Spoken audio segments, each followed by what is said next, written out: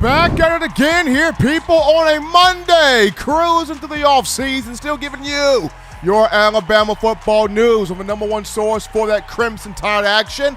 That being, in my own words, yours truly, Stephen Smith, Touchdown Alabama Magazine, bringing you the show from the magic city of Birmingham, streaming this to you on YouTube. Speaking of a channel, go ahead right now, hit that subscribe button, smash subscribe right now. If you haven't done so, get your friends to subscribe. Also, give a like on the show, a thumbs up, run those likes up. Make this your show, your network, your channel, your space to talk Crimson Tide football. Turn on all of those notifications. Hit that bell so that way you can get your alerts and your entertainment on Alabama. Got a big show prepared for you guys today. Gonna have my man Justin Woodall, former Alabama safety, 2009 BCS national champion, coming on here a little bit later in the program. And I mean, with the Super Bowl going on next week, I mean, quite a few Alabama players that came in the Nick Saban era will be in the Super Bowl for the Bengals. We're looking at Jonah Williams and Damian Square. For the Rams, we're looking at A'Shawn Robinson, Terrell Lewis, also Carson Tinker, who's on the Rams practice squad. So it doesn't matter who wins the game. For you as Alabama fans, there's still somebody from the Crimson Tide that will be coming home with the Vince Lombardi Trophy. But as always, want to hear from you guys tonight. Your passion, 205-448-1358. Now want to call in to let your voice be heard on the show, 205-448-1358. And one more time, 205-448-1358. Definitely want to hear from you. Daily Super Chat Go, $75. Daily Super Chat Go. We already got Jimmy Clay and Jamie Wilhelm helping us out here on the show. So Jimmy Clay dropping in that $25 in the bucket. Jimmy the Badman Clay showing love, and Jamie Wilhelm comes in here with that $9.99 in the Super Chat, showing love here on the show. And we return with our awesome guest live in studio, Patrick P. Money Down. P. Money, what's happening, man? What's going on, Steven? Glad to be back. I haven't been kicked off yet, but, you know, there's still time. You have you have not been kicked off yet. Haven't had my man Patrick Down, breaking news reporter for Touchdown Alabama Magazine, live on set here with us. So we get into the first topic of the conversation. It's one that's the big news. Doug Marrone no longer at the University of Alabama in terms of coaching the offensive line, done after one season. As Nick Saban continuing to make upgrades here on his coaching staff, he poaches Eric Wolford from Kentucky with a footprint in the SEC to be the offensive line coach for the Tide, the 50-year-old from Ohio. And I've mentioned this before. Coach Saban is doing a different rubric here in terms of bringing in assistant coaches. He's looking at, number one, what do you specialize in? Number two, do you have a footprint in the SEC? Do you understand this conference, know this conference, the importance of this conference? And number three, can you bring in those high-end recruits and develop the talent on the field? And, for Doug Marrone, good coach. Not saying he was a bad coach. Good coach, but sometimes you can be at the right church but sitting at the wrong pew. And what that means is you can be a good coach, just not the ideal fit for that respective team. It's kind of like in the NFL. You got to get the owner right, the GM right, the coach right, the quarterback right for it all to flow. And in college football, and in particular Alabama football, you got to be a fit for the Crimson Tide. And as I look, and as I go to, my man Patrick down here. So, P, when you look at Doug Marrone, I mean, in your opinion, good coach, but did you ever feel like he was a fit in Tuscaloosa? Yeah, I think you nailed it right there. I mean, there's a reason why he was in the NFL for so long, being a head coach. But I agree. I don't think he was necessarily the right fit, because just looking at this past year, this wasn't an Alabama offensive line that was really up to par in terms of what Nick Saban is used to producing. I mean, it was really bipolar in a sense. especially early on in the year against teams like Florida. It took 12 games to get the center right. Yeah, I mean, I battling some injuries there too. Darren Dalcourt going out, and just it never really seemed to mesh. I know Evan Neal, is gonna be one of the top players taken in the draft, but other than him, there really was no consistency throughout those other 4 guys in the line. I mean, just looking at the Iron Bowl, I mean, that was one of the worst, and at least for the first 3 quarters, arguably 4. That was one of the worst performances I've seen from an offensive line the Saban era. So, Doug Marrone, he's expected to be back in the NFL. That's probably where he belongs. It just didn't really work out at Alabama. As we look at now, going into the credentials here of Coach Wolford from Kentucky, number one, going back to, he specializes in coaching offensive linemen. He has 21 years of experience, including stints in the SEC with South Carolina, 2 stints at South Carolina, and then 1 with the Kentucky Wildcats. The reason why I like this hire, he played on the offensive line, offensive guard at Kansas State from 1990 to 93. So he knows how to operate in that phone booth, getting your hands on guys, putting a man on a man, a hat on a hat, driving guys off the football, setting that physical smash mouth, run the football tone. So he played at Kansas State. He played also 1 season in the NFL with the Arizona Cardinals. And just when I look at this from perspective, when you look at Coach Wolford, he played the position, he coached at the position.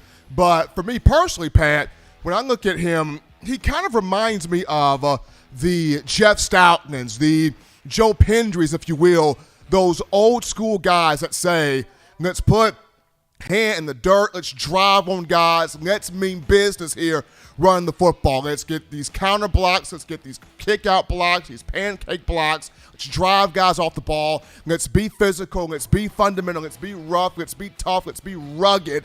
And going back to his past season, there were some moments where you looked at Coach Saban, he was like, can we get some of that in terms of running the football? Yes, it's about the passing game and airing it out, quarterbacks, receivers, but there was just a part of Nick Saban that to him it was like, can we get back to that rugged, rough, tough, man-on-man running the football? With Eric Wolford in Kentucky, coming from Kentucky, he brings that physicalness back to Alabama. Oh, absolutely. Just look at the Kentucky team last year. The lifeblood of that team was that offensive line. They can just controlling games up front. I mean, Chris Rodriguez had a 1,000-yard year. He had a huge year running the football. And quarterback Will Levis running around too. I mean, it was really what helped them get to their 10-3 record of really pushing teams around. I mean, just look at the LSU game from a year ago. Ed Orgeron was shocked about how physical that Kentucky team was. I think, look, if you know Nick Saban, he loves running the football. As much as he says they'll adapt to throw the ball around, whatever, you know deep down that he wants to get down and dirty and run that football. So I think that like we were talking about fits with Doug Marrone, this is a much better fit for what Alabama wants to be up front. And not only a much better fit, but just getting now more so into what Wolford did at Kentucky.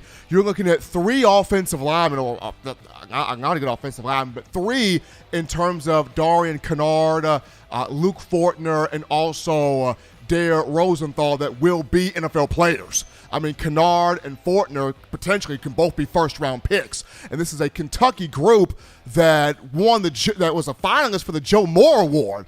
Kentucky finalist for the Joe Moore Award, going back to what Pat mentioned, Chris Rodriguez Jr., 1,300-yard season, running the football. And Kentucky was also, they were first in the SEC in yards per carry at 5.51. They were 4th in the nation in that regard. But what impressed me the most about the season the Wildcats had under Coach Wolford as the O-line coach was on 3rd down and short and 4th and short, and this is 3 yards or less, Kentucky converted 66.7%. So near 70% of their 3rd and shorts and 4th and shorts, the Wildcats put it on the offensive line and Chris Rodriguez Jr., and they got the job done behind the physicality of this group coached by Coach Wolford. And just going back to what I mentioned about Joe Pendry and Jeff Stoutland, when they were at Alabama,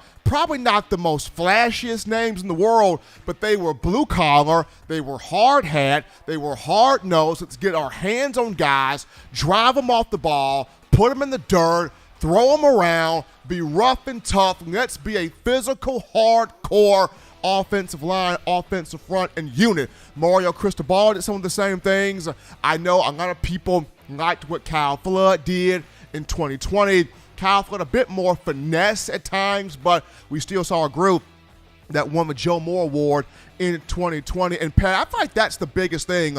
After winning the Joe Moore Award in 2020 and then not even being a finalist for it in 2021 this past season, I think that also played a role in this move because Coach Saban is one, he's not trying to go backwards. He's always trying to go forward and progress. So I feel like not being a finalist for that award, that played a role in this move too. Oh, no, I definitely agree. And I want to go back to the statistic you said about the execution on the third and short and fourth and shorts. I mean, that's an area where Alabama really struggled in this past season. I mean, just look at the Texas A&M game where how many missed opportunities did they have converting down in the red zone because they couldn't get 3 yards. So I think that might be an area that really that tipped Nick Saban off to wanting to bring in Wolford and really kind of fix that on the offensive line. Big hire here from the Crimson Tide, bringing in Coach Eric Wolford from Kentucky, and a guy that brought physicality to that group, toughness to that group on the offensive line. Like I mentioned, Darian Kennard, guys like Luke Fortner, Dare Rosenthal, going to be NFL players, going to be big picks here. And going back to Wolford, he produced 6 1,000-yard seasons as his offensive lines have produced 6 1,000-yard seasons. And not just Chris Rodriguez, but you look at, he had a running back at South Carolina at 1,000 yards. He had running backs at different places he coached at to pick up those 1,000-yard seasons. And then Will Levis, the quarterback for the Wildcats, he was sacked 22 times. That was 17 times fewer than what Bryce Young was sacked, which was 39. So Coach Saban getting back to that rubric of having the coach that's got the experience, the specialty of coaching certain positions, Wolford with the offensive line, getting back to the guy that has that footprint in the SEC. Wolford has it with Kentucky and with South Carolina, and getting back to recruiting those high-end guys. Wolford, big-time recruiter, but he can also develop, teach, instruct, and coach these guys to the next level. Pat, it's going to be fun to watch this guy when he gets out on the field for spring ball, man. Absolutely, man. Can't wait to see what they can put out this year. Absolutely. So, folks, that's going to take us to our first break here on the show. Don't touch that dial. Just getting started. Upon our return, we get into your phone calls, your thoughts, your tweets, your chats, your conversations. What do you think of the hire? Crimson Tide bringing in Eric Wolford from Kentucky to coach the offensive line. We get to you guys right after this. You're watching In My Own Words with Stephen M. Smith, brought to you by We Own the Fourth Quarter. Get your 4-finger bling necklace today by visiting weownthefourthquarter.com. Throw them foes up. This is Matt Caddell, former Alabama wide receiver, and you're listening to In My Own Words with Stephen M. Smith with Touchdown Alabama Magazine. And I got 2 words to say, baby. Roll Tide.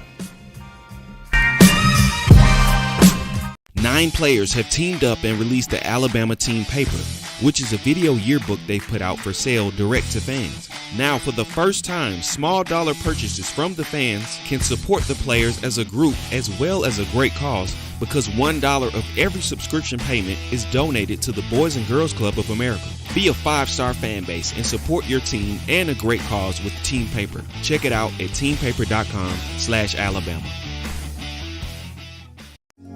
Remember the taste of Grandma's delicious sweets? Emily's Heirloom Pound Cakes brings back those precious memories with just one bite. Each cake made from scratch. They make the perfect dessert to share with family and friends for any occasion, and ordering is easy. Visit emily'sheirloompoundcakes.com. Click the online store and shop. Then pick up your fresh cake at the kitchen in downtown Homewood. Order yours online at emily'sheirloompoundcakes.com. Emily's Heirloom Pound Cakes, making memories from scratch. We're back into the action here, folks, from the break of number 1 form for Bama Football news, in my own words, yours truly, Stephen Smith, Touchdown Alabama Magazine. Appreciate you guys checking us out here on a Monday, getting that work week started off for you correctly. Guys, shout out my man Jimmy the Bad Man Clay again with that $25 donation, dropping it in the bucket, showing love during the show. Daily Super Chat goes $75 right there. I got to take this question here in the chat from my man Bill from New York. He was asking was there a specific reason why Doug Marrone was let go? Was he fired? Did he resign? What I was told was the team told Marrone if there's another job that's out there, you might want to look at that. If there's another opportunity out there, you might want to look at that. That's what I was told. Marrone, more than likely, about to head back to the NFL. And Coach Saban is always about finding ways to upgrade his coaching staff. How can we get better in this area? How can we get better in that area? And I just feel like after winning the Joe Moore Award in 2020 and having a dominant group that season, and then 2021, all the problems that were had with center didn't get right until the 12th game, the Iron Bowl. A right tackle was an issue all season. And then as much as when you look at a guy like a Doug Marrone, but he comes from the NFL, but he's from the NFL. He's been where these guys are trying to go. He should be the perfect guy. He should be the perfect move. He should be the perfect hire because he comes from the pro football ranks. Sometimes you can be a good coach, but it's just not the right fit.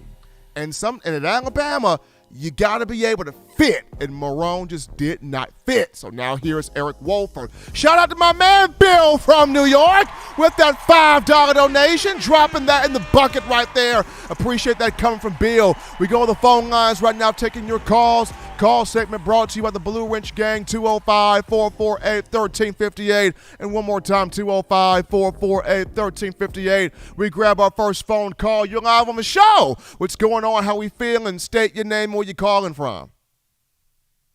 Coach Smoot, man. You know where I'm coming from, man. Steven. Hey, Steven, I don't know if you're in my brain or I'm in your brain, but everything you said as far as what led up to this coaching hire is exactly what I was telling some of my friends in my little sports talk group today. They Georgia fans. They still talking about this national championship. They still enjoying their first piece of the pie. Probably won't never get no more of the pie, but they in there making jokes about it, and I'm trying to talk about this on a serious level. Another point I made to add on what you said, Steven, about, being a good coach just in the wrong system. And, you just said it too. This guy's the NFL. He's supposed to know what it takes. But the thing is, when you get to the NFL, you're not necessarily developing anymore. At that point, you've already been evaluated to what, your so, quote unquote peak can be, especially at the offensive line position. You get to the NFL as an offensive lineman, it's kind of like pick your poison and staying healthy, So there's as many offensive linemen as there are in the NFL. I think you only keep like 9 or 10 on the roster. If I'm not mistaken, you only go too deep on the offensive line. So you look at, the evaluation process is so different. And I think that's where Doug Marrone kind of slipped and fell, or kind of had a hiccup with being a college offensive line coach, because if the offensive line coach is the one that handles personnel, I know some teams you have like the position group coach, and then you have a personnel coach, that handles personnel for the groupings, and the positional coach, he'll say, okay, if he see that the position coach got something out there he don't like, he'll be like, all right, let's try this there. Let's try this right guard here for this game, and then and the positional line coach, his job is just to, hey, coach, this is the best look I give you. I can give you right now based off evaluation, based off what you're asking for. This is what, and maybe what Marrone was asking for wasn't a good fit for what Alabama needed in SEC college football, during SEC college football games. This ain't the same type of lackadaisical football you get in the NFL weeks 1 through 12. Every week counts in college football, and you could see that the sense of urgency to find the right personnel group is especially on the offensive line and in the defensive secondary. was a big thing that held Alabama back. It wasn't the wide receivers. It wasn't, tight ends, other than Jaleel Billingsley being a diva. It wasn't the quarterback. It was finding the right group of offensive linemen. It wasn't the running backs. The running backs were doing great until all the injuries. Even after the injuries, you still got a 1,000-yard back in B-Rob. And then you got a running back in Trey Sanders who didn't get as much burn as he thought he would, still got 500-plus yards this season, on the limited amount of carries he had. So it was more of a system thing. And like I told everybody in my last call, everybody's so ready for coaches to get pushed out the way. But we're going to experience some of the same hiccups early on with new coaches coming into the program and trying to implement different techniques into a system that not only they're learning, but these players are learning to take these techniques and these teaching points from these new coaches. So we're going to see hiccups. The one thing that we shouldn't see is the lack of effort on the offensive line. We shouldn't see guys. I remember 2020, 2019, even 2018, Steven. It was so many plays where offensive linemen were blocking 12 and 15 yards downfield.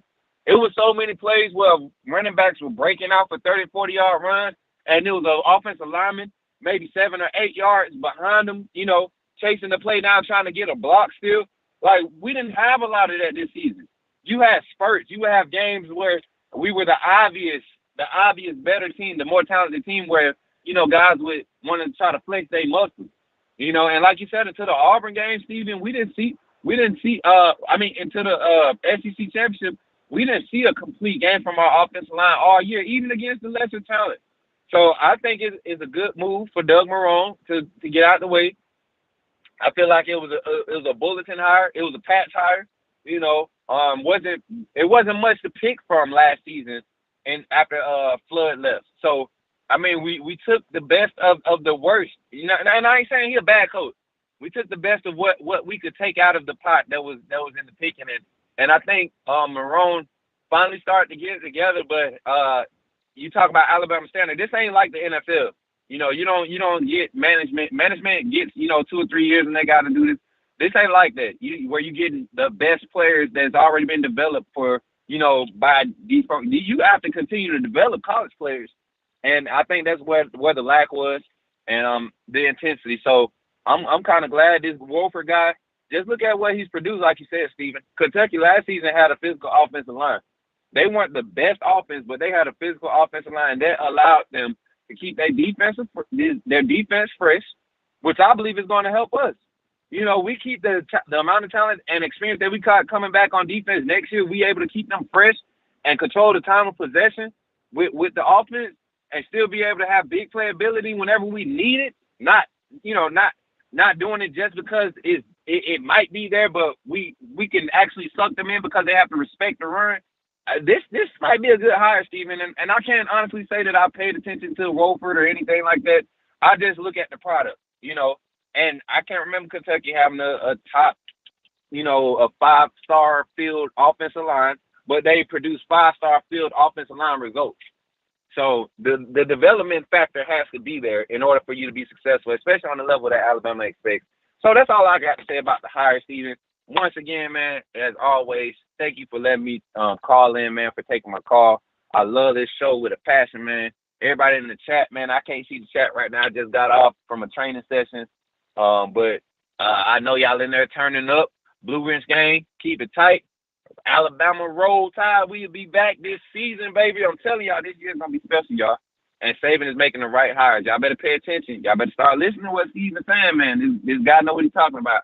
Y'all be easy, man. Roll Tide, I'm out. Appreciate Coach Smoot calling in here on a Monday. We continue with calls. We grab this when you're live on the show. What's going on? State your name and where you're calling from. Blue Monday, oh, Blue Monday. I hear that piano tickling those ivories a little bit.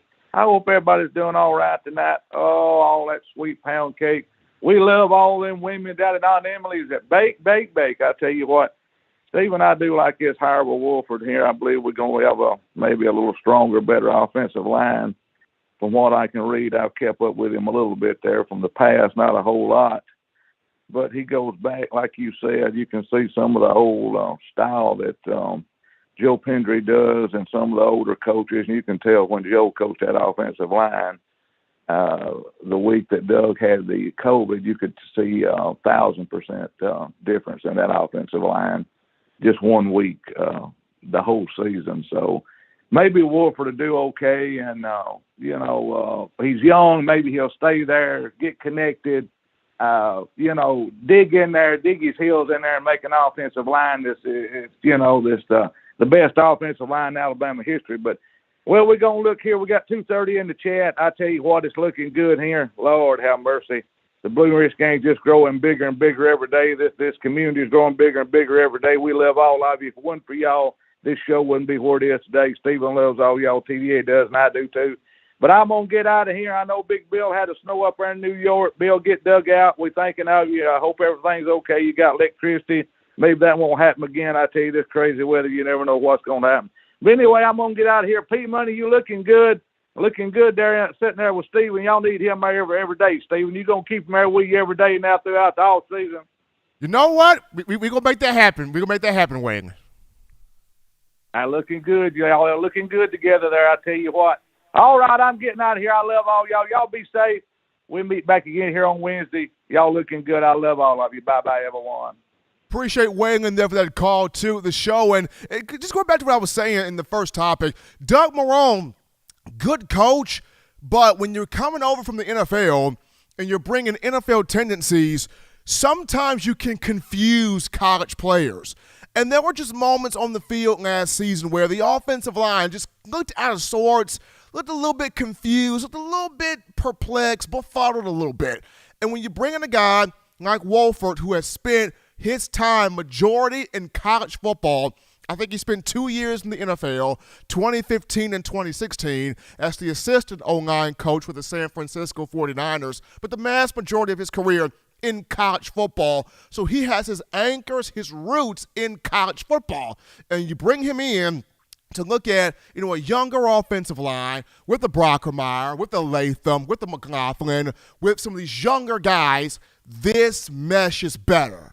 This works better. This fits better in terms of Alabama football. And when I watch Wolford coach, because I watched quite a few Kentucky games this past season, I see some Joe Pendry. I see some Jeff Statland. I see some Mario Cristobal. I see some of the old physical running styles, blocking styles, man-on-man, from the offensive line. So I like this hire of Wolford right here. We take this call right now. You're live on the show. What's going on? How are we feeling? State your name and where you calling from.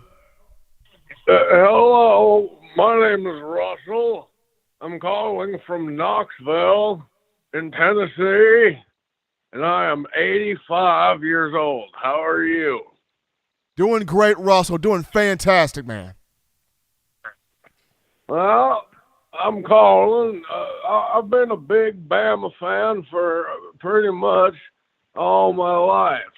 How old am I now? I'm 85 years old, and I love Alabama football. Now, I'm a little bit upset about how the game went. Who did we play now? The championship game. Who did we play? Georgia. Right? Well, play Georgia. I don't like Georgia too much.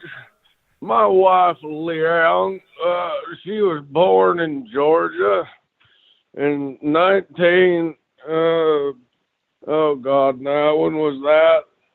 Well, my wife, Leanne, is 83, and I'm 85. Well, anyway, my wife, Leanne, is from Georgia, and she's a real big Georgia fan. I don't like Georgia too much. Oh, what are they called now? What are they called? The Huskies? No. What's Georgia called again? Bulldogs. We lost that one right there, but he was trying, my man. 85 years old, upset about that national championship game, as a lot of Alabama fans still.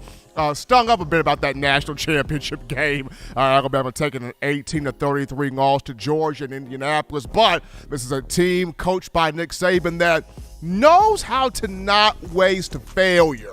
One of Coach Saban's favorite phrases, taking a failure, but turn it into a strong positive in terms of getting back to that national championship stage. Guys, shout out my man Gucci Todd with that $5 donation helping us out on the show. Appreciate the love there from Gucci Todd.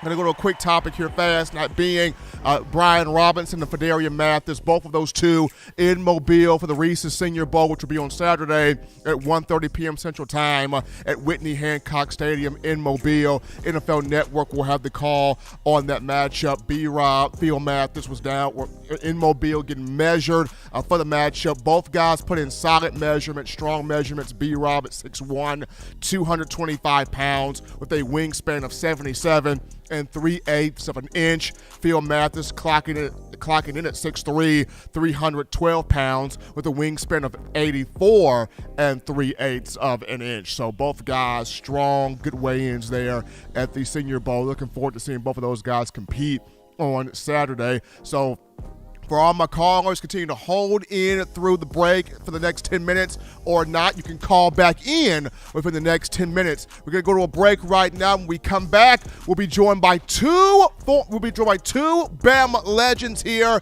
Chris Goode, former Alabama defensive back, and Justin Woodall, another former Alabama defensive back, joining us to break down your Crimson Tide after this.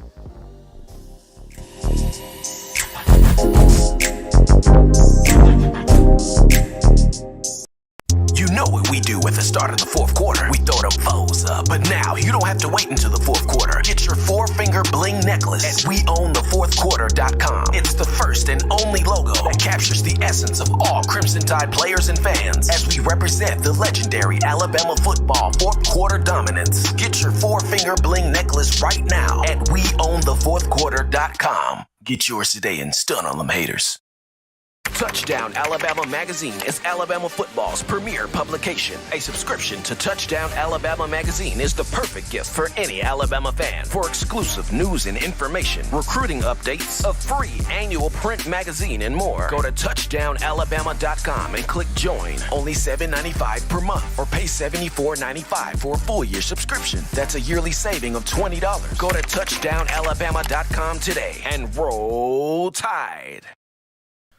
We are back rocking and rolling from the break on a Monday, getting that work week started off for you correctly on the number one forum for Crimson Tide football news. In my own words, yours truly, Stephen Smith of Touchdown Alabama Magazine. But right now, we go to the In My Own Words hotline.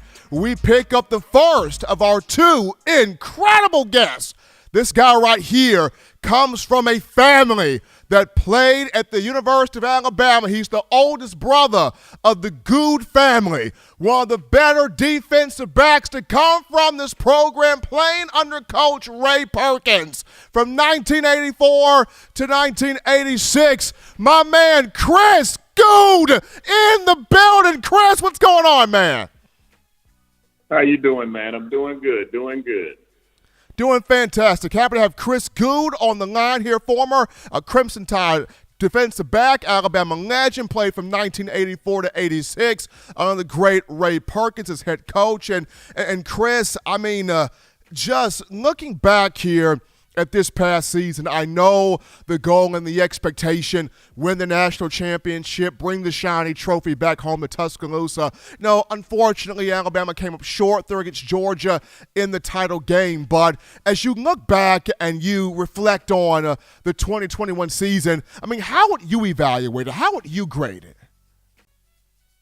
To be honest, I graded it, that they did a great job because, the beginning of the season, everything that I was hearing, even, from some of the coaches, some of the reporters were just talking about how young some of the, Alabama team was, and that, that they would make, may make the SEC and may not. So, once they got to playing and started doing, playing well, even though a lot of the games wasn't a big scoring games, barely winning some of the games. And for me, I think they done well, because to be honest, I did not think they would have made it as far this year. But every year, no matter how young the team is or how old they are, we always find a way to make it. Always find a way. Absolutely. We got Chris Goode here on the line, former Crimson Tide defensive back, played from 1984 to 86 if you're just on the phone line. And just, for me, Chris, when you look at this upcoming spring, because Alabama fans, at the end of each season, the process goes to, okay, what's on the table for the spring? What can we look forward to for the spring? Who are some guys to look at, to be excited about, to really sort of focus on? So for you, being a former player and a legend of a former player, when you look at this spring coming up, this March, April, who are some guys or what are some position groups that you're excited to watch for Alabama this spring? With me being a defensive back, that's part of the game, especially when it comes to football. I always look at, because that's one position you can win or lose a game, because that's the last line of defense. So this year I think they had a couple guys that were new that was being put in, and some of the guys that starters got hurt. And I think with some of the addition, and if I'm mistaken, I think in the top 100 they got probably 3 or 4 DBs that they signed this year, which I think is good. And there's a lot of guys, I think most of the secondary is returning. Am I correct? Yes. Or is there one leaving this year? Yeah, so I think this year, and I think that's one of the kind of points from last year that kind of hurt them a little bit, just from the secondary standpoint. But I think with those guys getting a year in the belt, some of the guys being first or second year players, they'll do a lot better. And that's just one of the positions you always got to have, a group of guys that's really hone in and know what they're doing and can't bust plays. So if you bust a play back there, it's over. You bust one at linebacker and on the D line, you always got secondary that they can, make the tackle, hopefully slow them down somewhat, come and make the tackle for them. If you're just tuning into the show on a Monday, we got Chris Goode on the phone line, Alabama Crimson Tide legend, played from 1984, to 86 as a defensive back under Ray Perkins. And just going back to the defensive back conversation, Alabama losing just Josh Jobe and Jalen Armour-Davis to the draft. The majority of the secondary coming back to the Crimson Tide. And Chris, just looking at the secondary, where do you want to see some improvement taking place at? Because Bama's got the talent, of course. They've got the talent. They've got the guys with good skill sets. They've got the tools in that defensive backfield. But in just areas of improvement, where do you want to see from that perspective for the secondary? It's always, and it's just about on every team. You get on safety-wise, those guys, pretty much roam. Sometimes they play man, but when you're dealing with the cornerbacks, that's a position you really got to have some guys that can really get out there and play and know what they're doing, because that's one area of the field on the edge when you're out there solo and kind of alone. If you can defend and stop that, then I think you do well. That's my years playing in college and NFL. It was always one of those things where you're out there on that corner, man. You're alone, and I tell you, when you're out there, you're feeling like you're lonely also. So, if you get out there, then a lot of those guys get the confidence, man, and and they play and know what they're doing. I think they'll do well. But I think to me, that's one of the most important parts, on the defensive side of it. Because if you can slow down or stop the pass, you can win a game. Absolutely. And last quick one here on our end is we got Chris Goode on the phone lines, former Crimson Tide defensive back, played from 1984 to 86. Chris, do you see any similarities between your head coach and Ray Perkins and Coach Nick Saban? I think all of them, both of them, it was just, two coaches that, that came in, with Coach Saban having, been in college and going into the NFL, and with Coach Perkins, and he was one of those guys that, that stayed mostly in the NFL, and he came with a mentality that, hey, we're going to run this program kind of like the NFL. And I think that kind of helped me once I got into the NFL, because knowing just the way he did things, it helped out a lot. And so, and I think Coach Saban, with him coaching under Coach Belichick, a lot of similar just from that has helped a lot. Just in University of Alabama's football team, because he's done a great job. I had, over the years, me playing football and knowing guys that are in the NFL, that's coaching and players, and ones I talk to, and they always say, this got to be the best, football team they've seen over the years, consistently winning and winning and winning. And so, and that tells just from the amount of guys that he has in the NFL, because who would ever think you would go this long? Because there's not many teams that's going this long and winning the way they are. So it's just kind of amazing to me, and he's done an excellent job. And, we as fans, well, I'm not going to say we. Some fans get to the point, when you lose one game, they think, you're dead and out of the water. And I think that's what happened this year when we lost Texas A&M. They just thought the season was completely over. But the thing I always say, one loss sometimes it don't make your season. You always get to the point if you play hard enough and continue to win, you can get to the championship, and that's what happened this year. And so, like I said, Coach Haven's done a great job. Coach Perkins, he was a great coach, came in, and we had a lot of guys my senior year. I think we had 12 to win in the draft my senior year. So we, they have some similar, but Coach Saban just took it up 4 or 5 different notches up. He is Chris Goode, ladies and gentlemen, Alabama Crimson Tide legend, played defensive back under Coach Ray Perkins from 1984 to 86. Joining us here on the show, Chris, my man, thank you so much for taking time to spend with us here on In My Own Words. You be blessed, stay safe, be good, my man. Talk to you soon. Thank you, my brother. Thanks. Bye. Absolutely. Chris Goode joined us right there. And now we go to another Bama legend who was recruited by Mike Shula in 2006, but played for Coach Saban from 2007 to 2009, one of the bigger, harder-hitting ball-playing safeties in the Saban era. We got the 2009 BCS National Champion, Justin Woodall, in here. Justin, what's happening with you? How we doing? How we doing, man? Doing great, man. We got Justin Woodall right here in the building. If you're just tuning in, 2009 BCS National Champion at Alabama under Coach Saban, and training one Kool-Aid McKinstry in trying to help him prepare for a strong sophomore year after a great freshman season. But I remember you and I were talking about Kool-Aid, Justin, and you mentioned how, to you as a freshman, he had a strong season in your opinion. Just talk about that. Well, just to elaborate on it, even play as a freshman is hard. So with him being able to fill in for guys that are injured and play how he played, you know what I'm saying? I think he stepped up, especially that Georgia game. I think he stepped up a lot, you know what I'm saying, to show that he can be one of the top players in the country. And I think when he gets some more experience, it's gonna get even better. I remember, Justin, you and I also looked at just the details that you have to learn in being a cornerback and being a defensive back, period, in the Nick Saban system. You spoke on, everybody's an athlete now. It's about how quickly can you learn, how quickly can you process and master those details. So what are kind of those fine details that you're working with Kool-Aid on? Well, with Coach Saban, he plays certain techniques. So he wants you to play those techniques in the game. So sometimes a guy can get overexcited and leave the technique.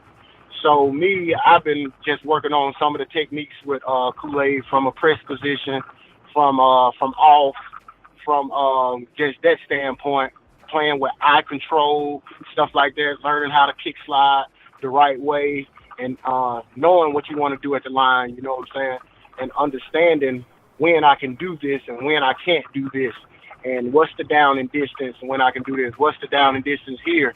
So because it matters how I will play. So like little details like that. So that's what we've been working on.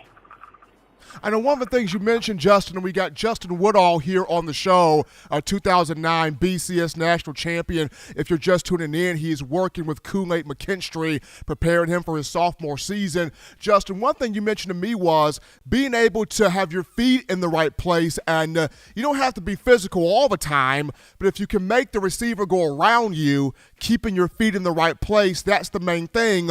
Kind of elaborate more on that, just keeping the feet in order as a corner.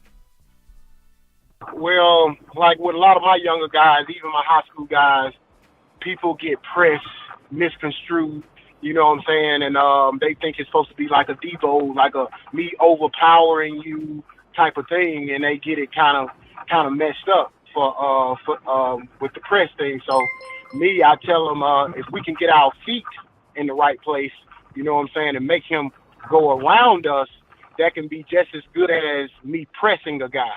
Because a guy, when you put your hands on a guy, he's allowed to knock your hand down. So if you're putting your hands on him and you're not moving your feet, we're not doing any good. So to me, my feet are more important to me when it comes to press than me actually having to put my hands on it. Yeah, I want to do that some of the time. I want to switch it up sometimes. So we just working on when I can do that, when, you know what I'm saying, like how to put your hands on them, what to put your hands at when you do press.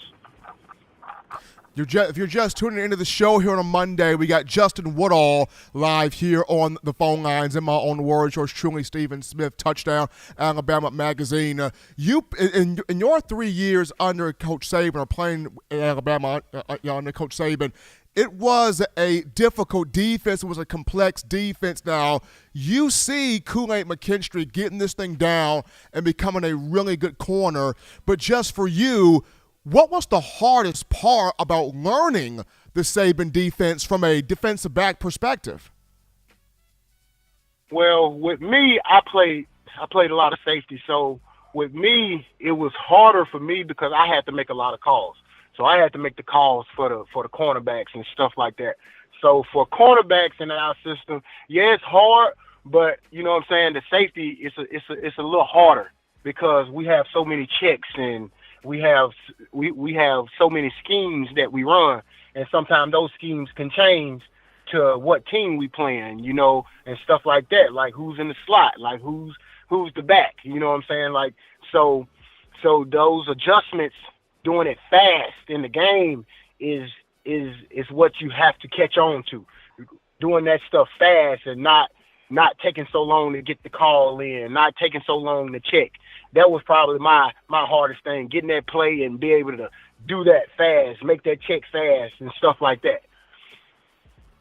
He's Justin Woodall, ladies and gentlemen, former Crimson Tide defensive back, safety, played from 2006 to 09, 2009 BCS national champion. He's working with one Kool-Aid McKinstry, getting him prepared for a strong sophomore season. Justin, as always, we appreciate you taking time to help us out here on the show. I know you're training guys, doing your thing, but we appreciate this, my brother. You take care, man. Stay safe.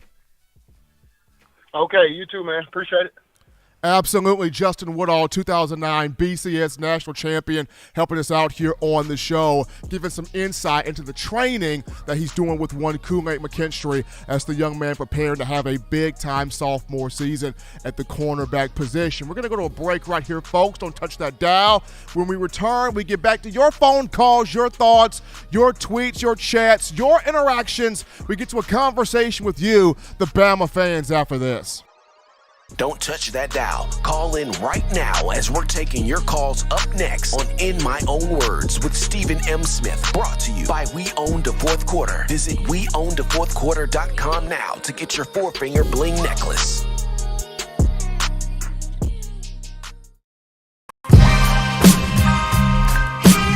This is Chris Rogers, 2009 national champion.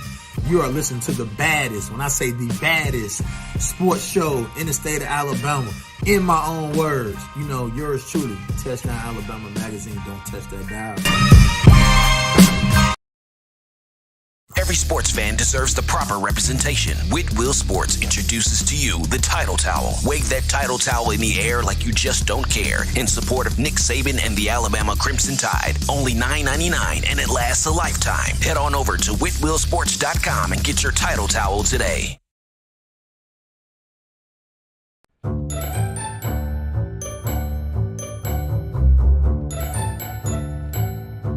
Look at all these great players in Touchdown Alabama Magazine. Man, wait till I turn up this year. I'm gonna be on the front cover. But what if Will goes off? Or Joe, DeMarco, Chris, Tim, Christian. Don't wait. Order now at touchdownalabama.com or call 833-483-2000. 2624 today. Christian or Jameer. Thank you for tuning in. Show your support right now by clicking that like button. If you haven't subscribed, hit the subscribe button now and enable all notifications to make sure you don't ever miss any of the best Alabama football news, notes, and information right here on Touchdown Alabama.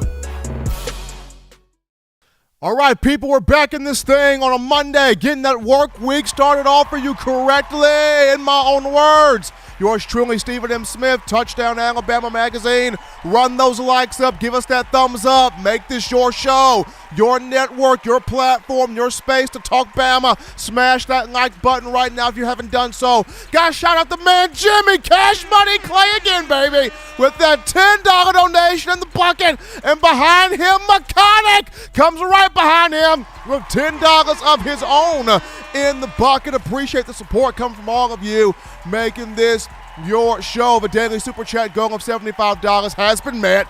Appreciate you, the fans, the Bama family, the Blue Wrench Gang, all of us making this happen here on a Monday. We go to the phone lines right now to take your calls. Call segment brought to you by the Blue Wrench Gang, 205-448-1358. Number to call in, 205-448-1358. We grab a call here. You're live on the show. What's going on? How we feeling? State your name and where you calling from. What's going on, Steve? It's your boy Elijah calling from Old Dirty Jersey. How you doing? What's going on, big man? What's happening, Elijah? Man, I'm just hanging in here. I see that old Doug Marrone. I know you tried to put it in a nice way, but you know he got fired. You know, that's just another nice way of saying, man, listen, you fired. So before we have to make it public, go ahead and find you another job so we can say you took another job. But if you don't, you're not going to be returning back here to Tuscaloosa. You know, to be honest, the way I feel about this hire, it's a good hire, but I believe it's only half the battle. And the reason why I say it's only half the battle is because, you know, Bill O'Brien is the offensive coordinator, is the identity to the offense. You know, don't get me wrong. I feel Doug Marrone did fail with the offensive line. I said it all year long. I wasn't a fan of Dalcourt. I didn't know who was behind him, but Dalcourt didn't play well with me as anchor in the center of that line all year. But like I say, Bill O'Brien, he is the identity to this offense. The players just go out and execute, but Bill O'Brien is the play caller. And I believe, honestly, he failed a lot of this year. If you look back the other year, we had Steve Sarkisian, you know, that went to Texas. He still made, even though we had Mac Jones, we had receivers out there with, I know Waddle got hurt that year. But if you think about it, he still made Najee Harris a big focus of that offense. He still made sure Najee Harris was accounted for. He still made sure people had to respect the run game. This year, you know, B-Rob, he wasn't respected, not so much by other teams, but by his own offensive coordinator. You know, you look at that Texas A&M game. It wasn't the fact we couldn't run the ball in the end zone. This man decided to throw the ball 3 times on the 2-yard line. You know, that ain't got nothing to do with the offensive line right there. You asking these people to get 2 yards, give them the chance. You can't get the 2 yards if you don't put them in the position to get the 2 yards. And I just believe Bill O'Brien is the identity to this offense. And it's an identity that I don't think matches well with what Coach Saban is trying to do. This offense kind of reminds me of mostly pass and you sprinkle in a little bit of run. Something like Oregon used to do years ago.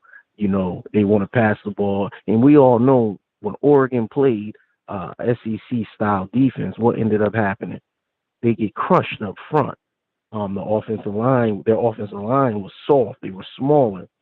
And to me, I'm not excusing Doug Marrone at all because I believe he could have done a better job in getting his guys to perform at a higher level. But I think the big problem to this is the identity to the offense. This offense, to me, don't have no balance. Before we would throw the ball 25 times and run the ball 25 times and be very balanced across the board. You didn't know how we were going to attack you because we were effective in both ways, the running and the passing. This year, it just seemed like we ran the ball to keep people honest, except for in the Cincinnati game. And like I said before, that was an obvious game where you had to run the ball. But I believe that the offense is going to look good because at the end of the day, I just believe we have more talent. It ain't necessarily the coaching on Bill O'Brien's part. I just believe how many other teams is going to say they got a Bryce Young? How many other teams can say they got a Mechie and a Jameson Williams out there? It's not a lot of teams that have that. So we have the talent edge. Now, if we could get the right offensive coordinator to go along with that, like we had with the Steve Sarkisian, like we had with the Lane Kiffins.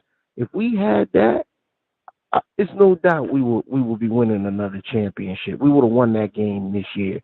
I just believe Bill O'Brien, like you said with Doug Marrone, I just believe he's not the right fit for this team. I believe he's too pass happy. And Saban loves to control the clock, run the ball.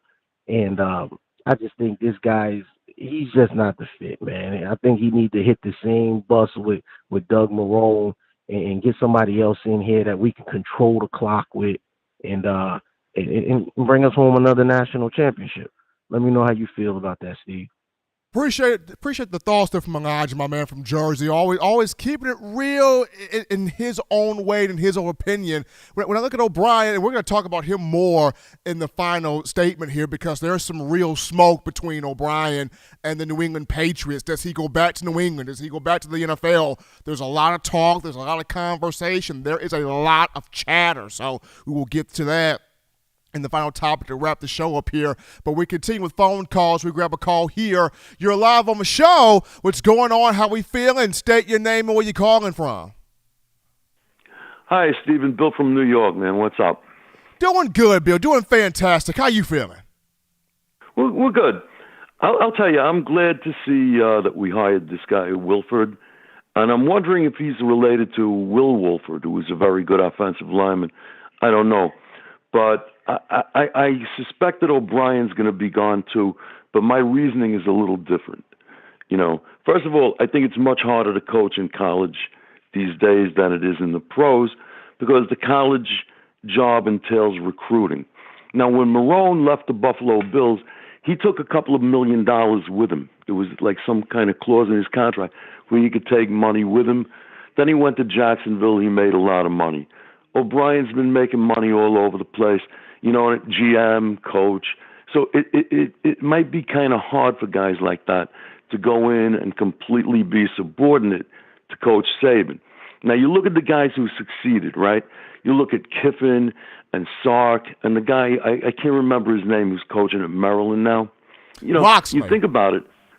Okay, Coach Loxley, as I recall, had some problems before he got to Alabama, like little problems.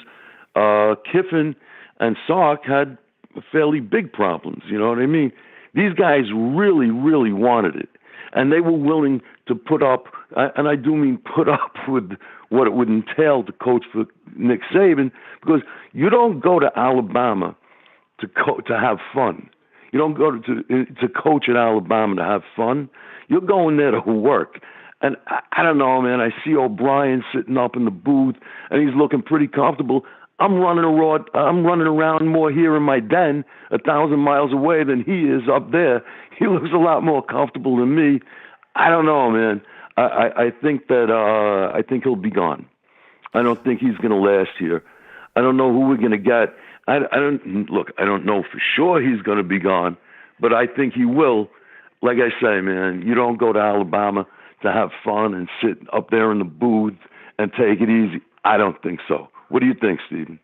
I mean, Bill, to me, it was just weird. And O'Brien, good coach, just like Marrone, good coach, but it was just weird after seeing Kiffin on the sideline on the field, after seeing Sarkisian and Loxley on the field, seeing O'Brien in the booth. You're like, he's not on the field talking with Bryce Young or communicating with Bryce Young. I mean, yeah, he's piped into Bryce Young's headset, so he's right there in the helmet there, but just not seeing O'Brien on the field, taking that all in as an offensive coordinator, was just really weird to me. We'll see what happens, but appreciate my man Bill from New York for that call. It was a good time talking with Bill there. We continue. We get this call here. You're live on the show. What's going on? How we feeling? State your name and where you calling from. Live on the show, caller. Well, we lost that call right there. We take this call here. You're live on the show. What's going on? State your name and where you calling from. How's it going, Big Steve? This is Tobias. Man, I changed my YouTube name to TB Speaks Life, but it's good to hear your show, man. I've been working real hard and ain't been able to get on quite often, but man, you know I'm a big supporter, bro. Absolutely, man. How you feeling, Tobias? What's going on? Man, I'm feeling great, man. Feeling great about my Bama. I'm feeling great. Man, Elijah up in Jersey stole some of my thunder, man. Him and Coach, they be in my brain, man. They need to get out my brain, dude. It's exactly what I was thinking. Like, this Marrone, man, I'm so glad he's leaving. And I do wish him well. You are so kind, Steve. You're just such a great, just a journalist and diplomatic and classy. And I'm just so excited that this show is blowing up, man. I can't wait for it to hit 75,000 subscribers and just, man, watching you on ESPN. I can't wait to see it, brother. But you've been way too nice. From the beginning of this year, all we've been talking about as fans watching this is, where's the dogs at? We was wondering, like, where's the dogs? Like, right. Where's that nastiness? Where's that Foster? Where's that nasty high tower? Like, I'm gonna slam you to the ground, and where's that, Landon at? Like, that's going to drive you 15 yards downfield, drive you into the ground, look over you and smile, taunt you. Where's that at? That wasn't there. And that falls on Marrone. He did not bring out the best in the line. I agree with Elijah, too, about Dalcourt. I had said it on one of your first shows. But here's the thing. Look at what we've seen. We know Saban likes to get the best five. It ain't about, I'm coming to Alabama and I'm just a guard. I'm just a center. No, he's trying to get the best five. So we didn't see no movement. You were talking about it like from the second game. You were like, where's JC at? You were like, guys, I just know that, he's going to make his way on the field. JC never made it on the field to the last game. I feel like that is on Marrone, man. Why weren't we moving them around? Look at here. There's no excuses. Congratulations to Georgia. But every championship we've watched over the last 12, 13, 14 years, it has been something that Alabama has done that has lost the game, not what the other team did. Listen, if Kiffin didn't get fired before that championship, I believe we would have won that one. I truly do. I believe if Eddie Jackson wouldn't have got hurt, there's always something with us, man. And in this one, we went into the championship game without a run game. And so now I move to Elijah's point about Bill O'Brien. Man, I was with Coach trying to pump him up all year. We were kind of focusing on the defense having its hurdles, its issues, but great athletes cover up bad coaching. It does. And this is spoken from, I was never a great athlete, but I was an athlete. I'm not going to put myself down like that. I was an athlete. And I can tell you, the number one, number two, maybe number three. Okay, you need scheme. You need to teach technique and all of that kind of stuff, right? But after that, you got to be able to motivate kids, man. These is 18 and 19-year-old kids. I know we got NIL now, but they have to be motivated. And what's going to get Owens, who was always just an okay lineman, to step up and be a better lineman? It's motivation. It's getting in a kid's grill, in their mind, and pulling out the best in them. That didn't happen. We went into the national championship game without a running game. Georgia still had their running game, and they pulled it out when they needed to. And boom, they won the game. I say, man, I'm excited about this year because O'Brien needs to go to New England. He can go wherever, actually, quite frankly. I really don't care about it because there's a lot of young talent out there that I think will come in under Nick Saban and just and want to prove something. We need somebody to come in and saying, I'm trying to prove something. So anyway, Steve, took up enough time. I just wanted to throw that out at you, man. I'm always trying to watch the show. It's been real crazy on the West Coast. We got a lot of protocols about COVID, and so the kids can't go to school consistently because of COVID. So I haven't been able to watch the show consistently. But I'll say this to every fan out there. There's always a moment in the off season or into the season that kind of defines what we gonna be. 2 years ago, when I saw Nick Saban marching with our black athletes and all athletes about social justice, some people tried to poo-poo Nick Saban about that. I said, I went to my wife. I said, baby, we got a national championship coming right now because them kids about to play for Nick Saban because they know he's on their side. Last year, when he got in that press conference and said, y'all better leave these kids alone, who are you? And he went off on the fence. I said, we going back. We ain't going to lose another game. We lost another one in the championship, but we made it there. So I'm looking for that story in the off season, hopefully, that says this is the moment we know we're going back to the Natty. Have a good one. I'll hit you up with some cash, man, in the chat. Love your show. Appreciate Tobias for calling in right there. Good points from him. Always a fantastic call with Tobias, my man from Fresno. We take this call here. You're live on the show. What's going on? How are we feeling? State your name and where you calling from. Jamar from Miami, Florida. Jamar, what's happening with you? Nothing much. I'm glad I got in just to piggyback on everything. I think, I'm glad with the offensive coach hire, the offensive line coach, I should say.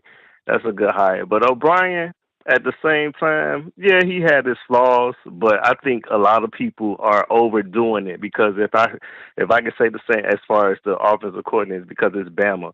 Because everybody say, okay, Sark was good, Kiffin was good, but then if you remember with Kiffin back in Ohio State game with Coop from my alma mater, Miami Northwestern, Amari Cooper, he kept trying to force feed him when you had can't even think of the running back now from the Derrick Henry. Back there getting 5 and 10 yards a carry, and then they'll get in the red zone and still try to force feed Coop.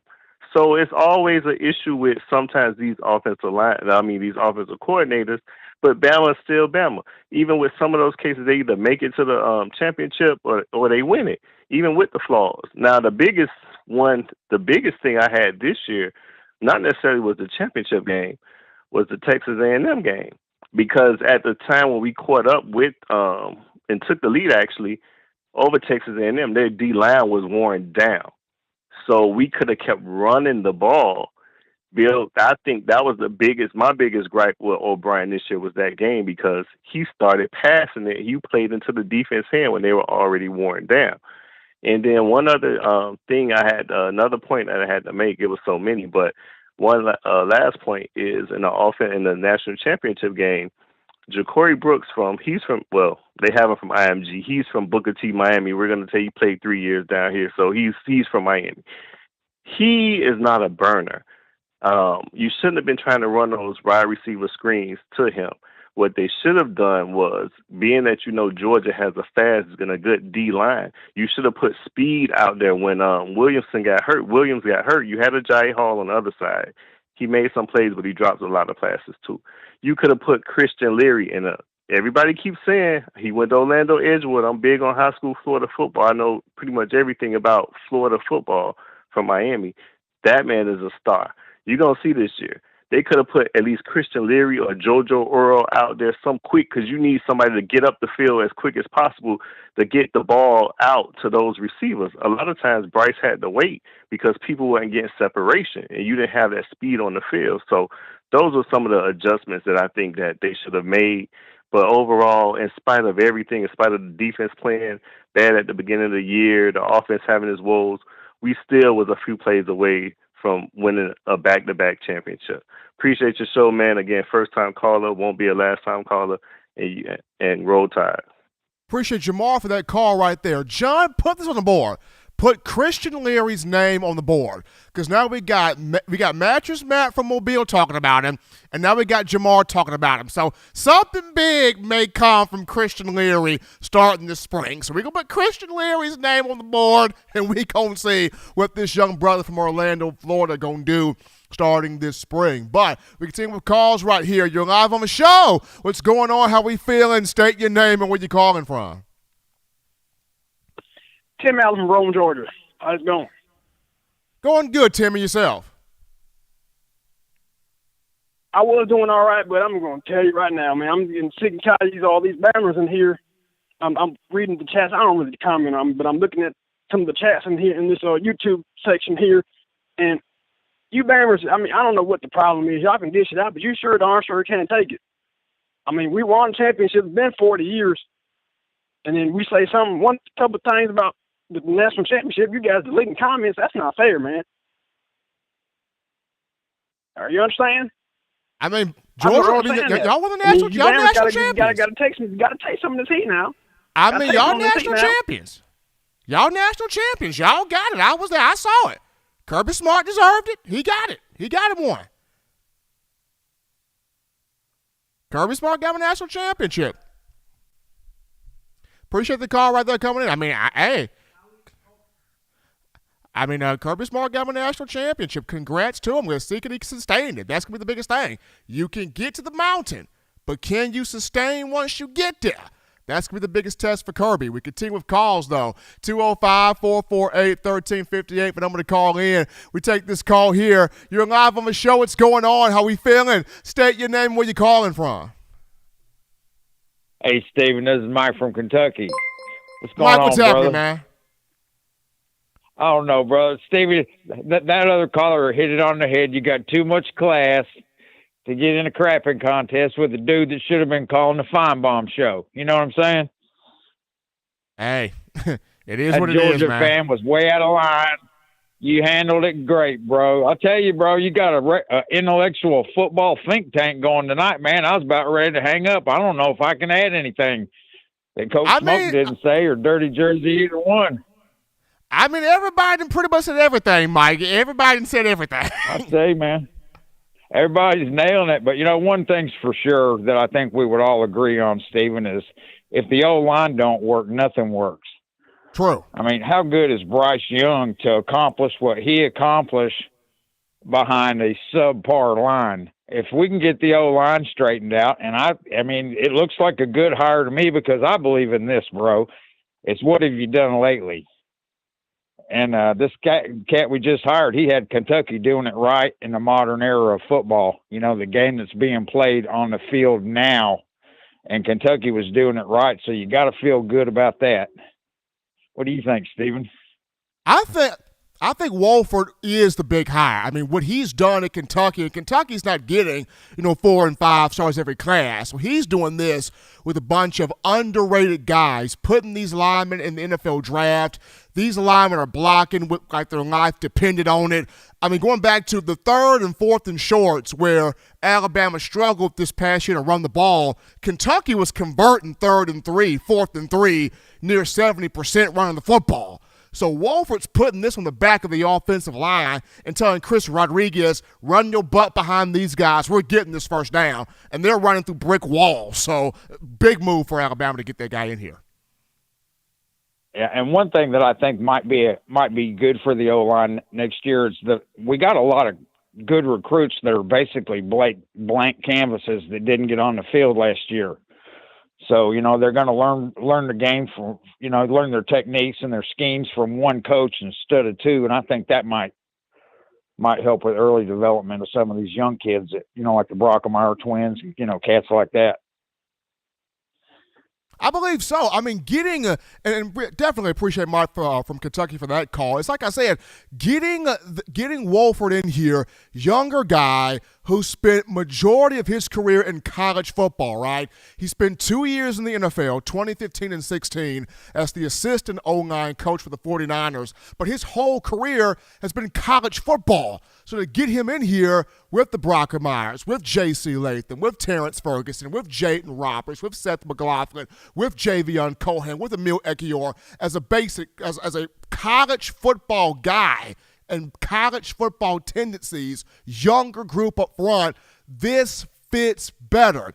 Doug Marrone, good come from the NFL, but sometimes when you come from the NFL and you're bringing those tendencies, you can offset or frustrate or maybe even confuse a lot of these young kids. So having a guy that knows college football in Wolford, this is a much better fit than what Marrone was. This is a much better fit here at Alabama. We take this call here. You're live on the show. What's going on? How we feeling? State your name and where you calling from. Hey, Steve, it's Robert from Chicago. How are you? Robert, doing fantastic. And yourself? I'm doing pretty good.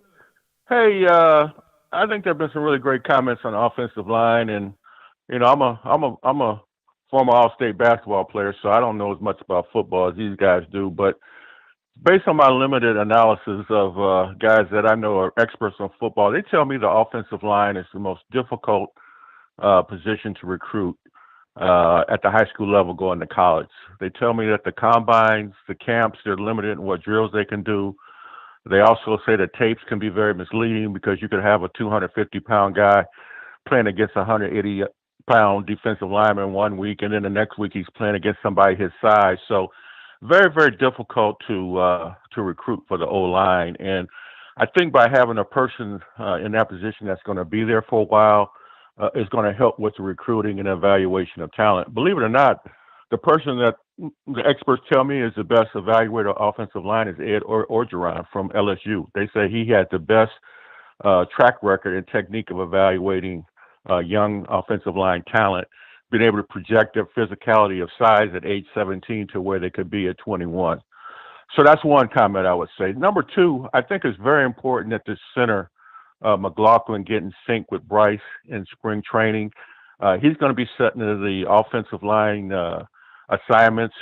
I think he needs to be better in tune with him from a cadence standpoint, because Alabama's line from a snap count standpoint didn't have the crispness and speed of other years. And I think he's going to be a real key focal point there. Now, I do think he has the talent, which is a good thing. But I think from a guard and tackle standpoint, we're really going to have to look at, I think, recruiting some more talent there.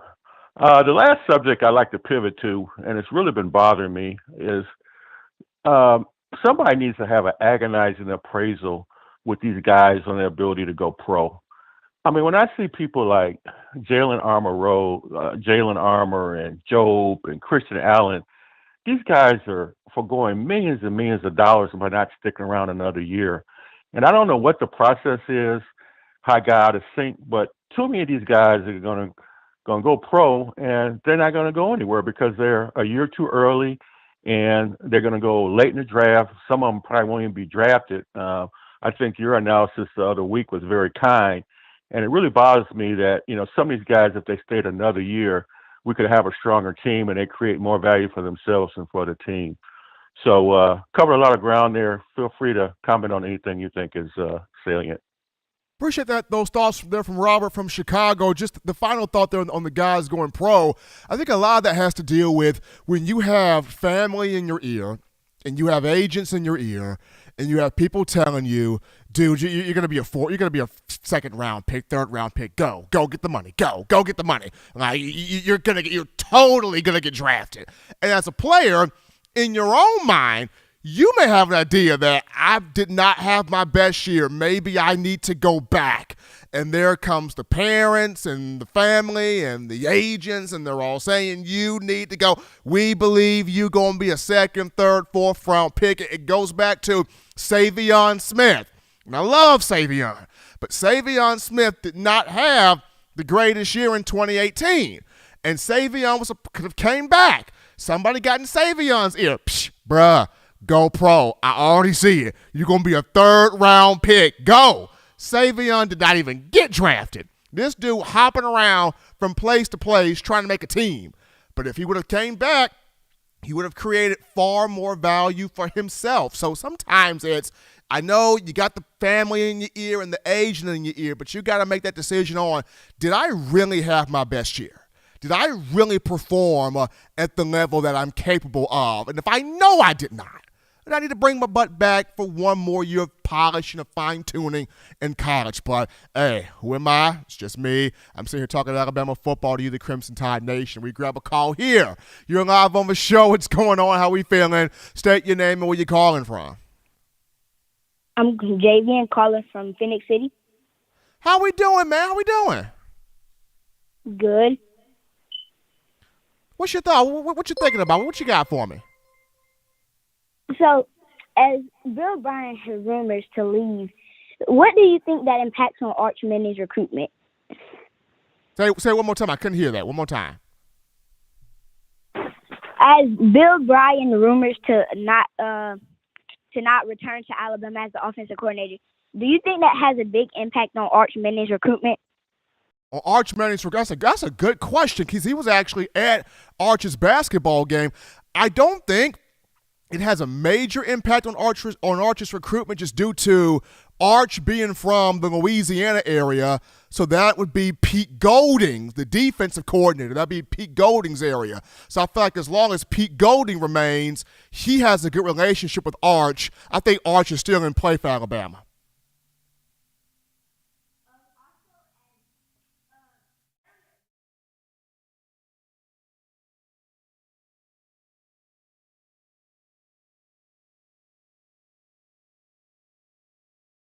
That's a good question, and our guy Justin Smith, who covers recruiting, he does a great job.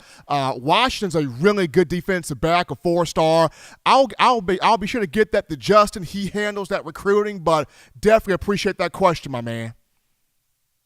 Okay. Absolutely. Gotta love the kids calling in to the show. Love the children when they call in, getting this information, getting this entertainment here on Crimson Tide Football. Folks, be sure to also check out Justin Smith's show, The Process, every Tuesday and Thursday if you want to get good inside information on recruiting. Justin does an amazing job for us here on scouting and analyzing the young athletes on the recruiting trail. But we take this call here. You're live on the show. What's going on? How are you feeling? State your name and where you calling from. Roll Tide, Stephen M. It's William up here in Iowa. William, what's going on, my man? I'm hanging in there, man. Hanging in there. Yeah, I think you handled that Georgia fan there pretty well there. I think you did a good job on that. They won. They won. Kirby Smart won. He deserved it. They got that one. Yeah. It's one thing to win and get to the mountain. Can you sustain being at the mountain? Because Dabo Swinney's dealing with it. Kirby Smart's going to have to deal with it. Nick Saban makes it look easy. It ain't easy to stay at the mountain. That's right. That's exactly right. And the thing is, with all these that are a freshman that's been out there, it's it was a young team that we had. And it was. You were led by two sophomores. Yeah, and it's going to be just like the old $6 million man next year. See, we're going to be building them back stronger, faster, even better. So I'm looking forward to next year. I'm just going to say roll tide on that. Thanks. Absolutely. Appreciate William from Iowa calling in. I'm looking forward for next season. But right now, my focus is on spring football. Of course, U.S. fans know this. My focus is on spring football. How does this look in the spring? Who steps up? Who takes somebody's position? Who becomes a wow factor that comes out of nowhere? Spring ball, March, April, that's what I'm about. Who gets it done here in spring ball as we transition to the next season? We got some super chats to get to. You guys have been fantastic. We got the president of the Blue Ridge Gang, my man Waylon, with the $4.99 in the super chats, dropping in the bucket. Appreciate Waylon. Then we got Nona Davis, who comes in here with that $5 donation. Appreciate Nona Davis. And then Jimmy Clay. We can't do this thing without Jimmy Clay in here with that $5 donation. Showing love on the show. We appreciate you guys making this your show, your network, your channel, your platform and space for talking, conversating, for conversations, having a dialogue. Even if you're just calling an event about your Crimson Tide, we appreciate you making this your show to do to all of those things. And we go to a quick topic right here, and this one goes to the Bama players in the NFL. We can look at Mac Jones and Najee Harris have both been named to the Pro Bowl as alternates. Mac Jones, an alternate at the quarterback position representing the New England Patriots, and Najee Harris, an alternate at running back representing the Pittsburgh Steelers. Now, Harris will replace Joe Mixon of the Cincinnati Bengals, as Mixon will play in the Super Bowl. So Najee Harris will fill in his spot at the Pro Bowl. I don't know which spot Mac Jones is taking, but he will play in the Pro Bowl for the AFC as an alternate representing the Patriots. Now, there's reports out there saying that Jalen Hurts for the Eagles has made the Pro Bowl as well. I haven't seen confirmation from the Eagles, so the moment I see that confirmation, then we can get that out there on Hurts being confirmed that he's in the Pro Bowl there for the Eagles, but have been seeing some posts out there about Jalen Hurts in the Pro Bowl. He had a good year. He had a very solid year, and Howie Rose, and of course, the coaching staff, Nick Sirianni, the head coach, and Howie Rosen, the general manager, of the owner of the team, continuing with Jalen Hurts being the quarterback moving forward for Philly. But we take this break here, folks. We'll touch that down, because when we get back, we tidy up loose ends on one Bill O'Brien. Conversations are heating up, and O'Brien could be headed back to the NFL to be reunited with Bill Belichick and the Patriots. Does this happen? Will this happen? Do we see a return of Billy O to the NFL? We talk about it after this.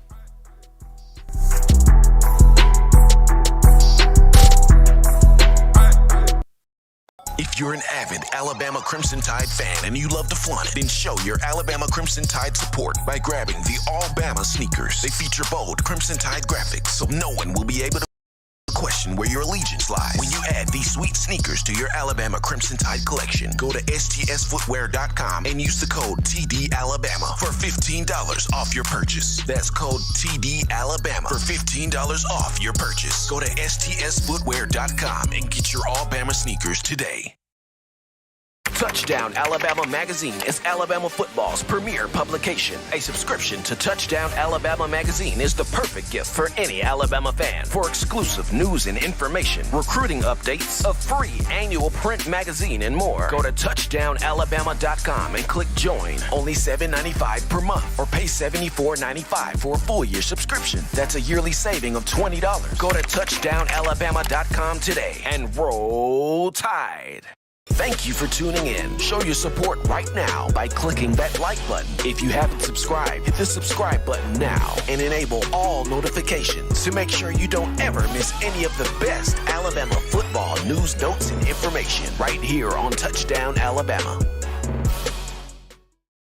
All right, folks, as we're in from the break, number one forum for Bama football news, in my own words, yours truly, Stephen Smith of Touchdown Alabama Magazine, getting that work week started off for you correctly on a Monday. Appreciate you guys checking us out today, making this your show, your network, your channel, your platform, your space to talk Bama football. According to you guys in the chat line, it has been confirmed that Jalen Hurts will be in the Pro Bowl representing the Philadelphia Eagles. Really happy about that for Jalen Hurts. He had a strong season in his first year, or in the second year for the Eagles, his first year as a starting quarterback. So cool to see that there for one Jalen Hurts.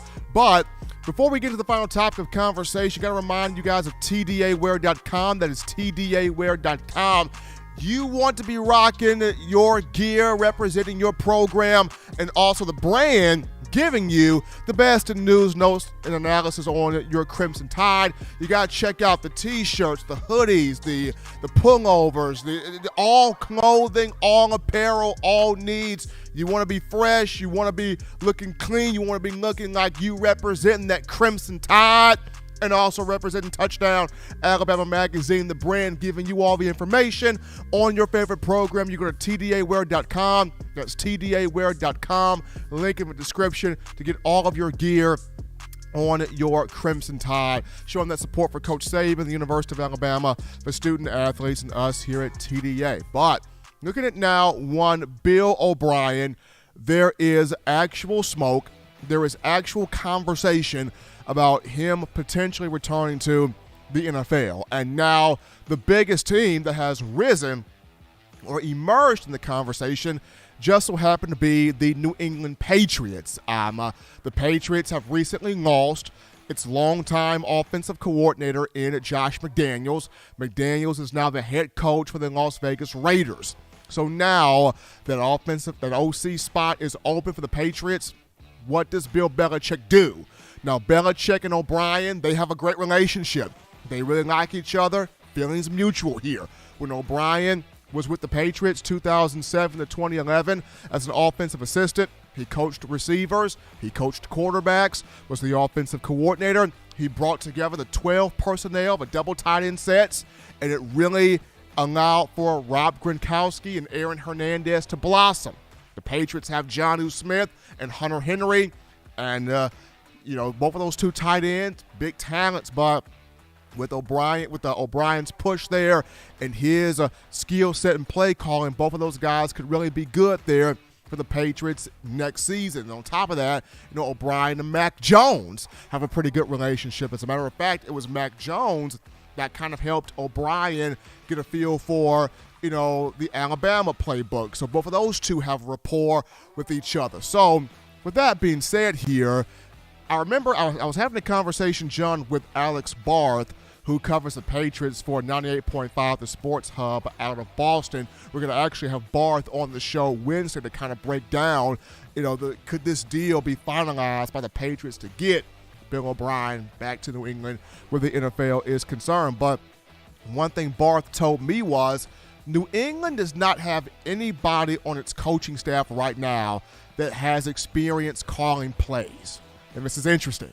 With nobody on staff, experience coordinating plays, scheming plays, strategizing plays from an offensive perspective, O'Brien would be the ideal move here because of that relationship with Belichick, because of the familiarity with the Patriots, because of the rapport that he has a little bit there with Mac Jones, but also his ability to call plays and him having experience with that. So keep your eyes here on New England. With McDaniels now the head coach of the Raiders, we could be seeing here in coming days possibly where the Patriots make this move to bring in O'Brien. And should this happen, Coach Saban always has his short list of candidates to hire from in terms of assistants. So the names that are being thrown around right now, if O'Brien was to go back to the NFL, you got Joe Brady, who was with the LSU Tigers in 2019, bringing over the offense from the New Orleans Saints.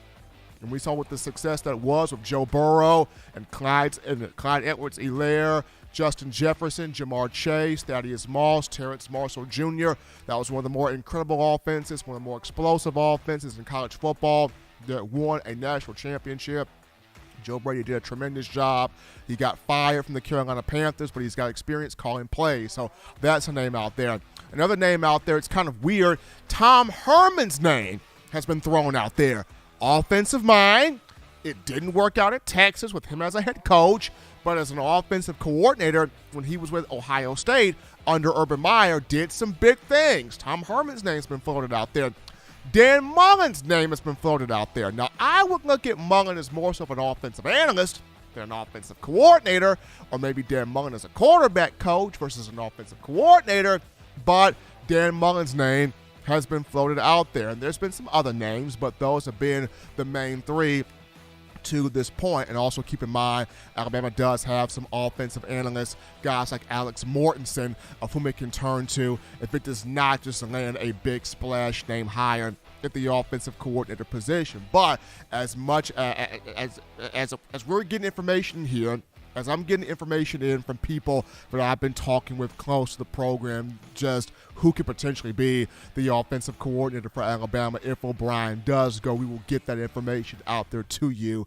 But as of right now, the big question, the big story, the smoke that's going on, the conversation that's going on, it's getting more heated with, O'Brien potentially going back to the NFL to be reunited with Bill Belichick and the Patriots, just seeing the familiarity that O'Brien has with the franchise and with the organization. So we will see what happens there. But as always, Tide fans, you want the best in news, notes, information, and coverage on your favorite program, that being the Crimson Tide. You can access this by downloading the Touchdown Alabama Magazine app. You download the app from the iPhone App Store. If you're rocking Team Apple, Google Play Store, you got the Android phone. For your audio listening needs, check us out. iTunes or Apple Podcasts, Spotify, Stitcher, Spreaker, TuneIn Radio, Overcast.fm, or iHeartRadio. Got you covered there. As always, Tide fans, you can purchase individual copies of Touchdown Alabama Magazine. Have those sent to your door. That link will be found in the description. If you're trying to get the fresh edition of TDA the magazine, you go to touchdownalabama.com, you click join, become a member, a subscriber today. That link in the description.